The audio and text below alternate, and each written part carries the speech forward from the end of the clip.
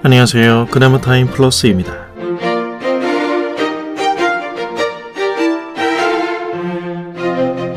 우리가 이웃과의 관계에서 선하고 좋다라는 것이 우리의 성품에 묻어나지 않으면 이벤트가 돼버리죠.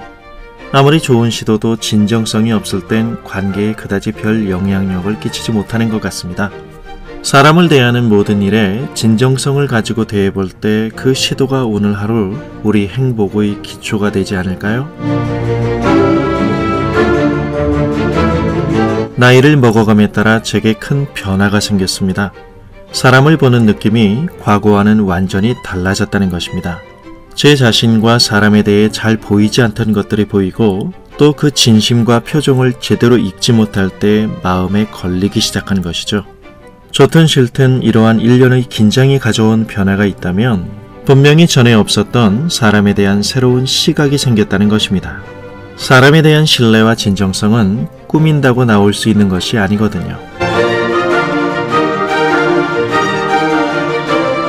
제가 사람에 대한 생각이 많이 바뀌었다는 얘기를 이렇게 주저리 길게 늘어놓았네요. 오늘은 외모에 대한 얘기를 좀 하고 싶어서입니다. 사람은 다 다르죠. 우리가 살아가는 오늘이라는 세상은 모든 미디어 매체가 우리의 체질 속의 감각을 자극하고 깨우는 일에만 동원된 것 같은 시대에 살고 있습니다.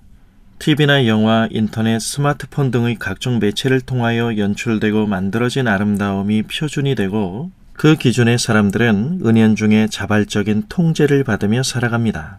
가장 매력적으로 세상 앞에 보여지고 싶은 사람이 참으로 넘쳐나는 시대가 된 것이죠. 그러한 것들을 행복의 기초로 삼는 것 같습니다. 언제나 그랬겠지만 이처럼 아름다운 외모는 한 사람의 인생을 바깥쪽에서 서성이지 않고 세상의 한복판으로 당당히 걸어 들어갈 수 있게 만드는 굉장한 경쟁력입니다. 이러한 사회 속에서 외모에 관한 문제는 결코 단순하지도 미미하지도 않습니다. 신체적 매력으로 힘을 휘두를 수 있음을 알기에 우리는 외모에 대한 집요한 동경과 애착이 있죠. 광고 업계에서 종사하는 지인이 그러더군요.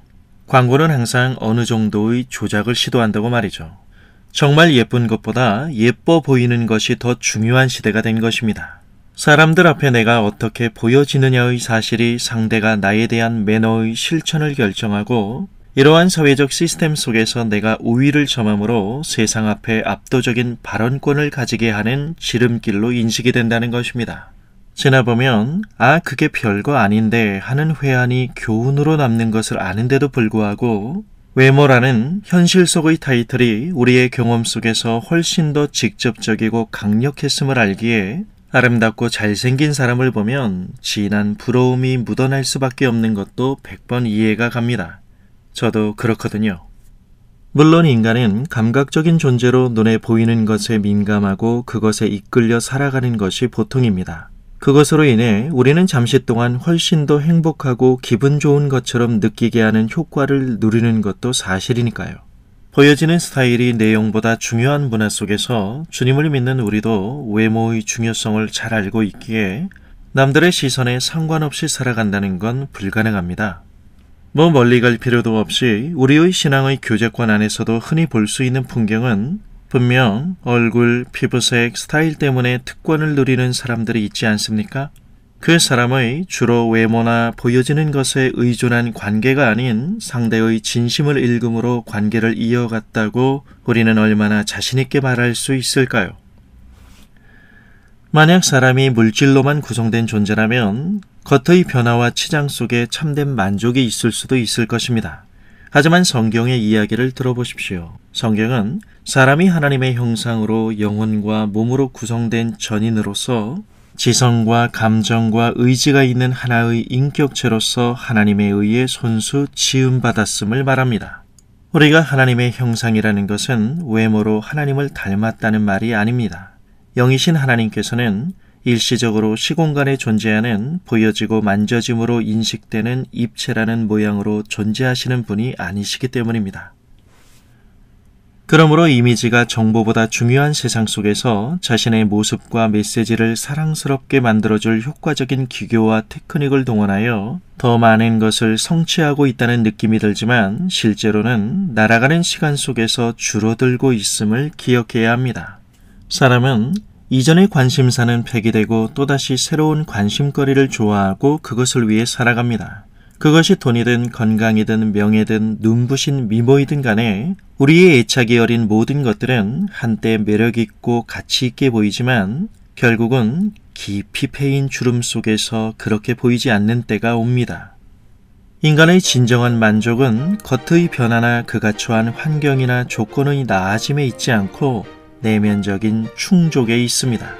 우리 주 예수 그리스도 안에서 하나님께 참으로 사랑받고 있는 나 자신을 발견하게 될 때에 오직 거기에서만 결코 폐기될 수 없는 상실될 수 없는 하나님의 사랑의 대상으로서 우리는 영원한 만족을 누리게 되는 것입니다.